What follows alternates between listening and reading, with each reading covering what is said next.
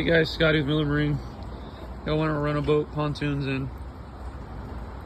Over the weekend they had an overheat and they needed a boat done, so they tried to do it themselves. Dropped the lower unit, did the water pump. Well, they missed the shift shaft. Dropped it back down and somehow forced it up. And when they forced it up, they pushed the shift rod up into the case, cracked the casing,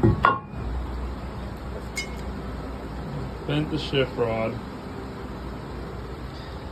So now we had to pull the power head, take the front casing off. Luckily, we have a few spare motors laying around here that are blown up, so we could use for parts.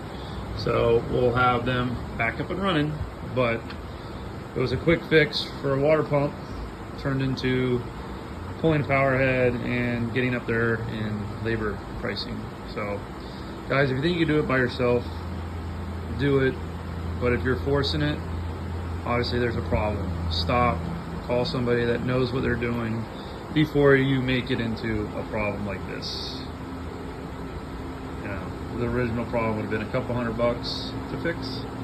This is going to be probably around $1,500. That's just labor. And this guy's lucky that we have spare motors that he owns that we're able to pull apart. So he's basically just a gasket and labor now. He already had the parts.